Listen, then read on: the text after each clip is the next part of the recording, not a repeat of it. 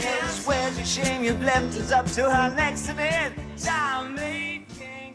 Well, hello everyone, and welcome to the Kerfuffle AI session. You all made the right decision, by the way, those who decided to come up here. You obviously want to be that 10% that's going to end up owning 90% of the market by 2027. The rest of them are just going to be trailing. So listen, we're going to kick in quite promptly because we've got some awesome people here to share their knowledge about AI.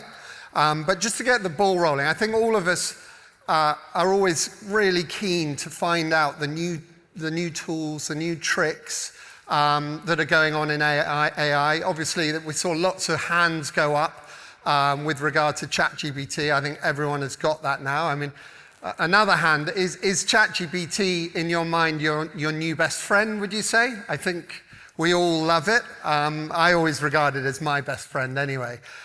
So to kick off, guys, Ben, would you be able to just give us an idea of a tool that you use or a tactic that you're using with AI that's making a real difference that people should consider? Sure, yeah. So I think, the best executive assistant I've ever had is ChatGPT. And I guess if you're using ChatGPT, my question would be, are you using it to its full potential? And I'm not, I'm trying to. What it's given us in our business is an ability to do things at speed and at scale. There's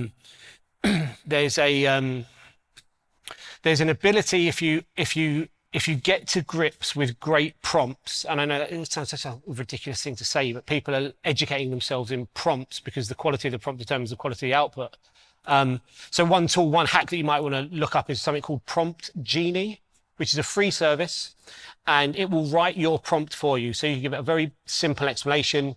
I want to write a blog piece involving this local article, and I want it to reference back finding country's business in the local area. It will create a fantastic prompt for you. You plug that into ChatGPT and it will throw out what you want. I use ChatGPT for everything.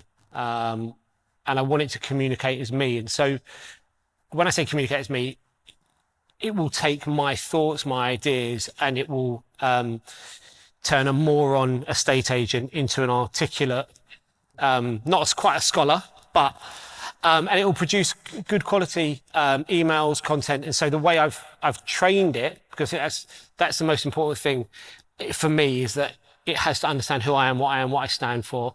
I've uploaded every piece of content that we've got on our website. I've uploaded 12 months worth of LinkedIn posts that I wrote myself, which sounds like a long task. Let's say it takes a couple of hours, but now it knows how I communicate, how bad I am at English, better than me. And so it has a real deep understanding of what's important to me, what I care about, what my values are.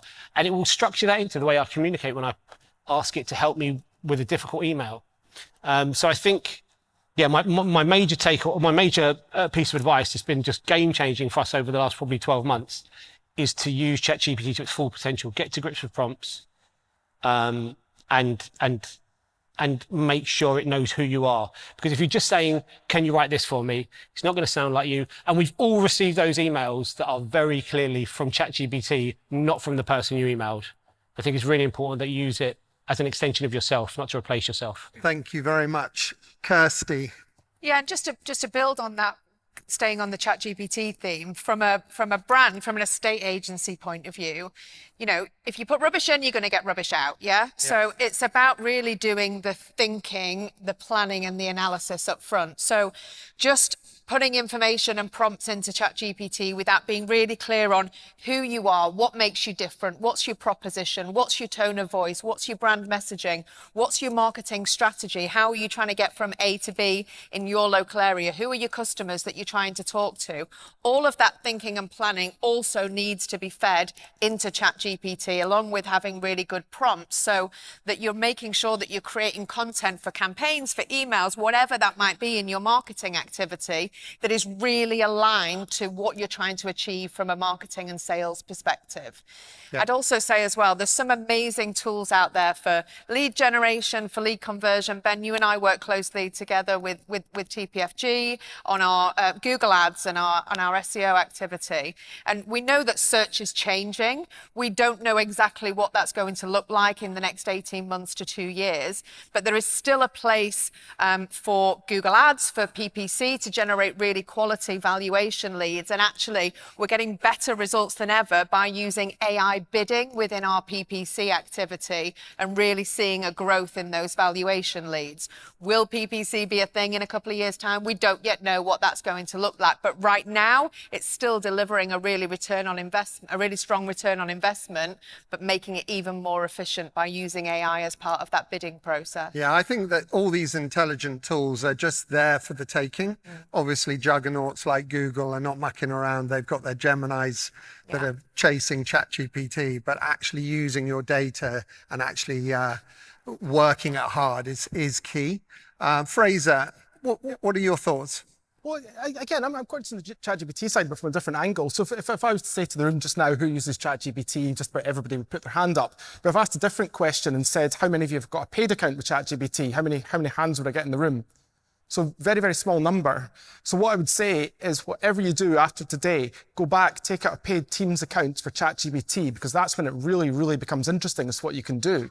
Because, for example, you've got the deep research tool in there, and that's, if you've not used it already, that's a tool that will go away for 15 to 20 minutes to think about your question. So you can do market research in terms of properties in an area. You could upload legislation. You can look at the Renters' Rights Bill. You can do all sorts of things and get it to analyse and ask questions. And we've been using it. We're a CRM provider, but in terms of our support team, we've been using some of these tools in terms of linking them all in with our SharePoint systems for internal documentation and our help centres. So again, you as businesses, if you start building out all your processes and procedures and hook it in with a paid account of ChatGPT and do quite interesting things. Because the other key one is you can write something called a custom GPT. And in that you could say, I'll give an example we did this week. So I said to a custom GPT, you are a maintenance system taking inquiries from tenants about problems. I want you to ask this question about what the name is, the email address, phone number. I want you to ask for the image to be uploaded so you can identify the make and model. And I want you to return suggestions on how you fix that thing or how you return that information back. And press enter. Now you've got this custom GPT, and your staff could just go onto it and type any maintenance question or copy something from a tenant, and it instantly does it all. We've been using it for things like, we've been training it to be a risk assessment creator. We've been using it to, you're talking about marketing side, but again, working with marketing consultants in that as well. And you can train it for lots of different things there. So I would say go away and play about with creating some custom GPTs. And again, prompt engineering will become a job soon. Yeah. I've really looked into prompt. Well, I think I've said it in the past that prompting, we were like, oh, everyone needs to go to school to learn how to prompt. But in reality, you can now just tell ChatGPT to write the prompt for you to put back into ChatGPT. So I think the absolute key here is the pro account. I think that is everything you guys have just said so far, is the learning, having this ability for it just to continuously learn what you do say and what you don't want to say. Because there's too many cliched. I think there's a shed load of cliches that make AI just go, oh, that was written by AI. That was done, there's a lot of trailblazing words and game-changing words, and we don't want that. So you need to get out of that and you need to start teaching it. SJ, let's move away from the ChatGPT and move into something that I think all the agents that I know, there's only one thing that they ever want here, and that is instructions. Yeah. Now, I know from working with you and Ian that you guys are forensic in Preston Baker. And of course, we've got the joy of you being part of Greenhouse OS. So give us some ideas on how you can actually generate instructions using AI. So we've got native functionality now built into the CRM that it's actively looking for property owners that are on the market with other agents and that are failing to sell. So typically agents would call this their board book or, you know, on market stock with other agents. The chatbot, the digital negotiator, we call it, that was working in the system now, is communicating with those customers through SMS messaging. What's really interesting is that 80% of the replies that come back from customers come out of hours. So they come at times when you guys traditionally aren't working, but that's the time that the customer wants to interact, that wants to talk about the fact that they're experiencing frustration at the fact that the house is not selling. And when we compare the performance of the digital negotiator alongside the human negotiator, for every 40 conversations the human tries to engage in, they're booking one valuation. For every 30 conversations that the digital negotiator engages in, they're booking a valuation. So its efficacy is significantly better than the human. But what's been really, really reassuring to see is that this is not an either-or situation. So we've had a number of scenarios where the digital negotiator has gone, this is outside of my skill set. I need a human to support me with this. So the great example, a couple of weeks ago, we had a situation where a couple were parting ways. It was quite acrimonious. The house was failing to sell with the other agent. The gentleman in that situation was keen to instruct Preston Baker, was keen to book the valuation. But he said, I think you're going to have to speak to my ex because she's adamant she's not changing agent. That created a task in the system which alerted the human that a phone call needed to be made. That call was made within 5 minutes. The valuation was booked. The house was instructed. It's now sold subject to contract. And that's through using the data that already exists in your CRM to be able to leverage those opportunities to book the valuations directly into your diaries. This is not going through, you know, a siloed system which sits elsewhere, which then requires your team to pick it up and read through a whole transcript and try and pick out the nuggets. This is actively being mapped back into the CRM as well. So all of the data that you need and all the information you need to be able to execute that valuation is mapped in there for you. Perfect. Excellent.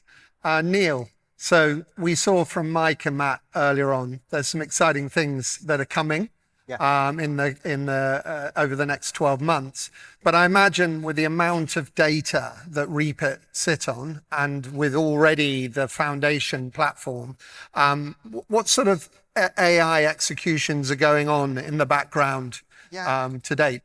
Well, there's a lot of things that are doing, and what I think we've decided to do is while we have that data and we can do Ray, and that's why we want to step away from generative. Generative is good. It has been a stepping stone for us in the industry. But if we think of the scale of AI, we are touching the surface with generative. It is our first stage, but it was given to us, so it was a wow factor. And it's where we can set in and we can do prompts. The kind of difficulty that you've got with it, and I love the fact that people are saying, do the paid. Do not give away your voice, because if you use the free, that's exactly what you're doing. And we've always said with tech, the thing that is important is always going to be the people. The moment we start using free and we use homogenized data, we give away our voice. We then give away that unique identity, which is that is our bread and butter for the human beings that live within. But I think the next stage of getting to that is, what do we then need it to do? And what SJ is talking about there is it should be goal orientated.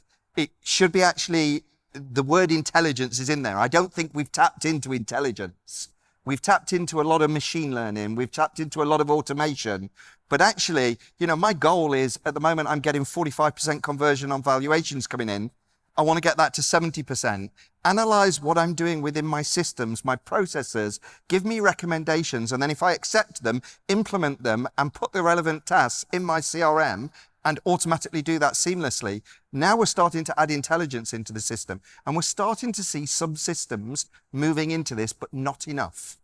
And that's where I think we're going to see the next growth, is in that agentic. It's not the case that I want it, and it's fine to be my PA and do the generative stuff, and I don't have to start writing anything from scratch now and I make it my own.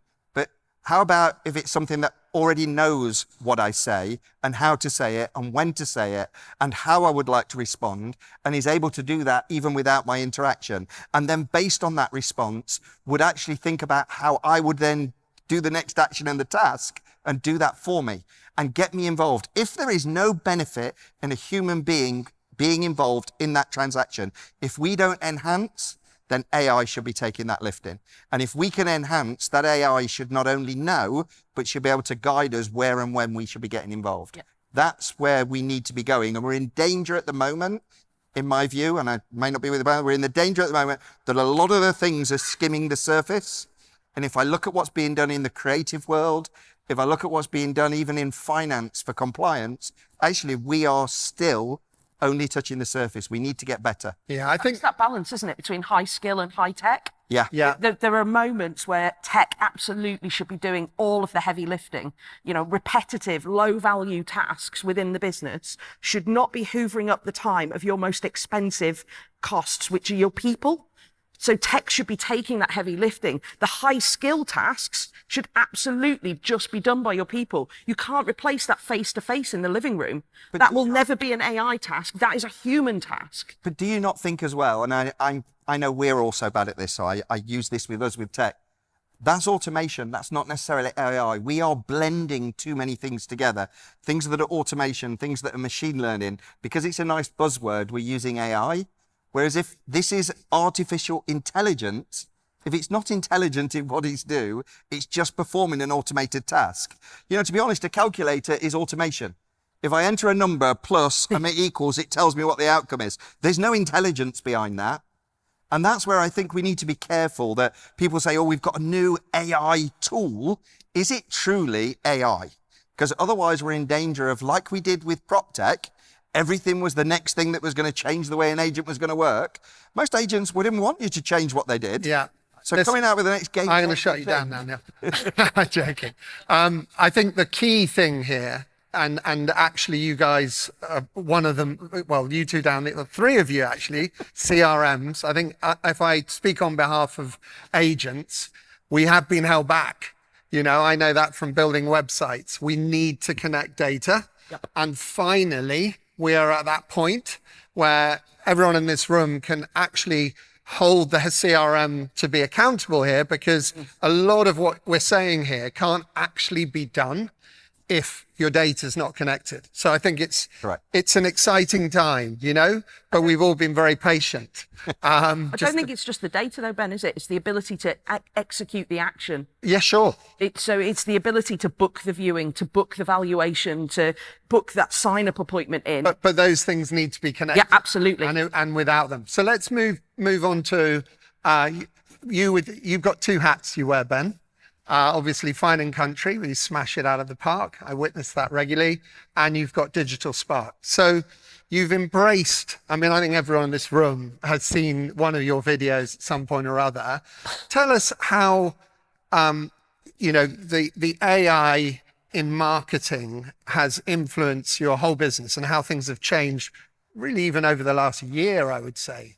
Yeah, sure. So, look, Digital Sparks is a short form video business. We've created short form video content for use on social media.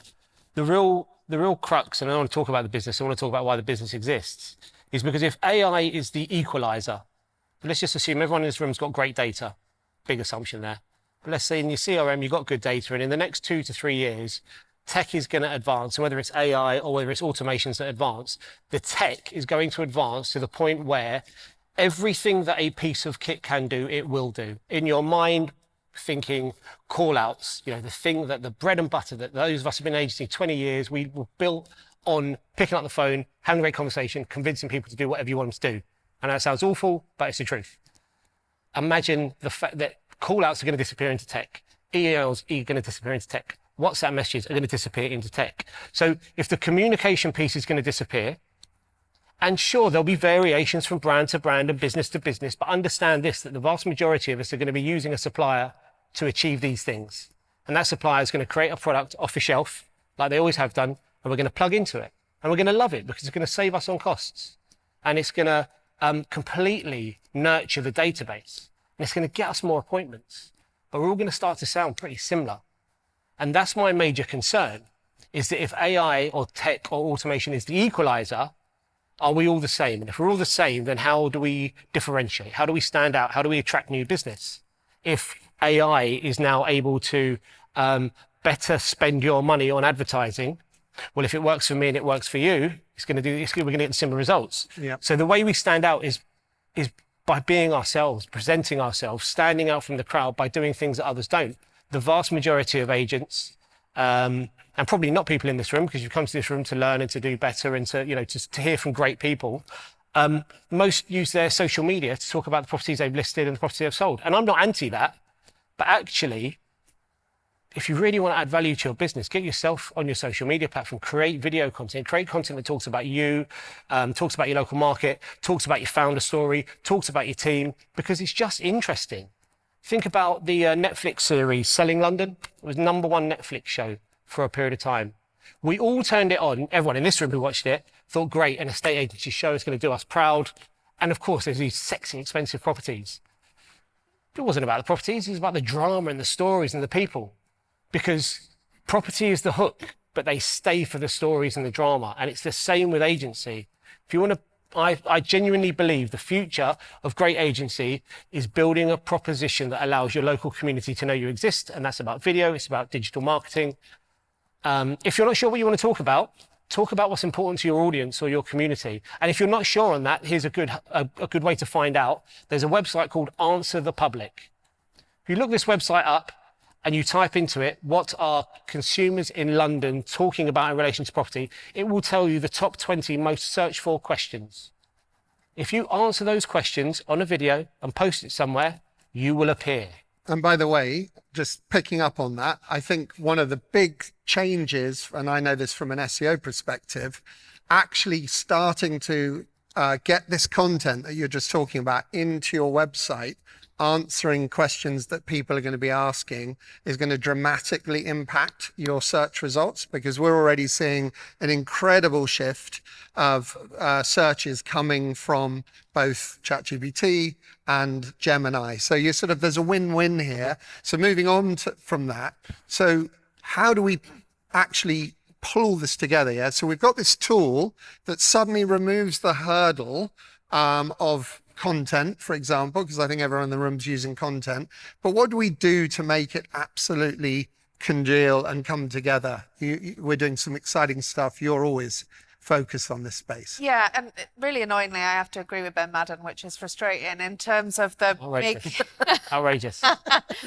You know, if we are all just using ChatGPT for content, then we're all going to be vanilla. And the whole problem that we've got in the industry at the minute is, how do we stand out against the 7-8 other agents who we're up against? The 7-8 other agents who have gone out to the same valuation, yeah? So it's really around making sure the content that you can create through chat does not get you 100% there, and should not be a copy and paste job across your marketing channels.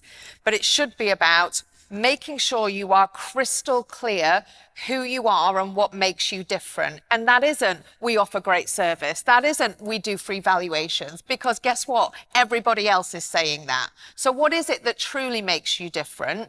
And does every single person within your business understand what that is and be able to articulate it? So before you even start thinking about all the AI that you can plug in to make your marketing work for you, make it easier and generate more valuations and help you with your conversions, you have to nail that piece. Then use AI to help you at different points along that customer journey. But what I would say is, be selective and be really clear and purposeful about what tools you are using at which points in the customer journey. So think about how you are going to generate more leads. Talk to the guys at Spectre here today, for example, around what they're doing around their AI propensity to sell model, and how you make sure that AI you're using around lead generation is really going to deliver a strong return on investment. Think about different ways, but don't use a whole host of tools. Start small, nail the tools that you're using first. Think about how the tools you're going to use around conversion. Think about the tools you're going to use when you've got instructions. Think about the tools you're going to use along the customer journey.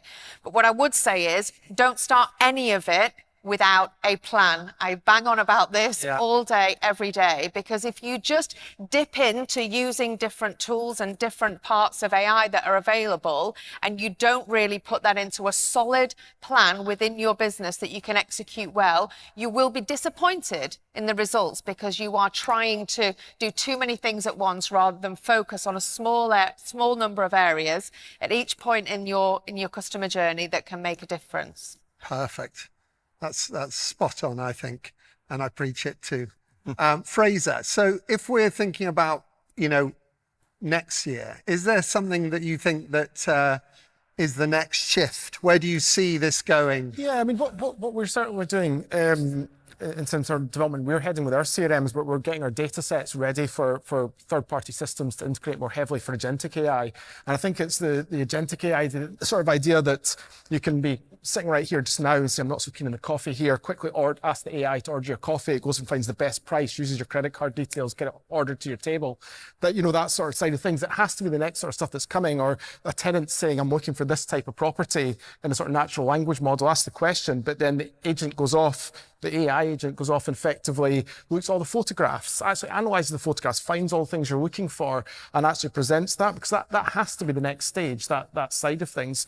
So I think right now it's still with the AI that we've got just now, so going back, harping on about the prompt engineering, people aren't quite ready even for the current stuff in terms of using it to its full capacity, but the next stage is going to get incredibly interesting when it's moving over to this agent side of having the autonomy to actually make decisions rather than just respond to a prompt. So it'll be interesting times. Yeah, I agree with that. So SJ, you've talked about valuation.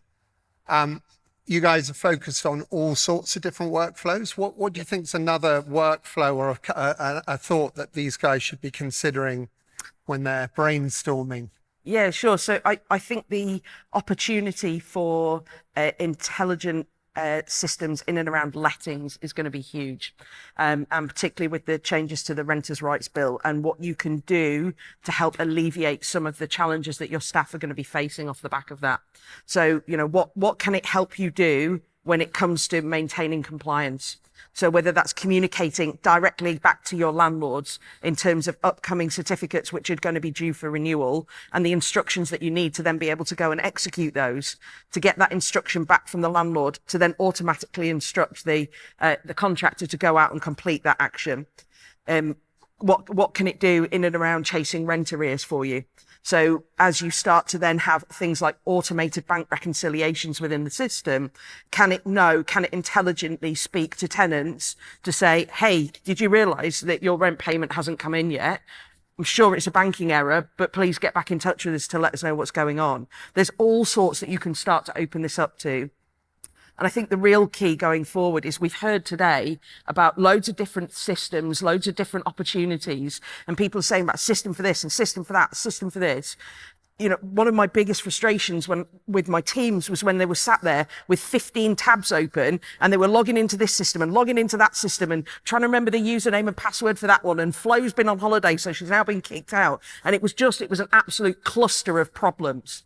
Is getting to this point where we have single source of truth. And Ben, you alluded to it earlier in terms of the fact that, CRMs have been guilty of having this kind of firewall up where we couldn't integrate stuff. And that has to stop. And as agents, you need one place where you log in and you go and you execute all of the work that you need to do. Plug in whatever you want. Plug in 100 systems if you want to. But for you and your teams, you shouldn't leave that one single login, and everything should be executable from there. And that will be the biggest win, I think, regardless of the systems, is that simplicity going forward. Perfect. So I think that what's coming out from everything that we're hearing, and the Reapit team alluded it to earlier on about the magic. I think everyone was particularly concerned a year ago when I did a conference, I talked about AI. Everyone was saying after it, oh my God, this is so scary. I think that was the word that just was continuously being mentioned.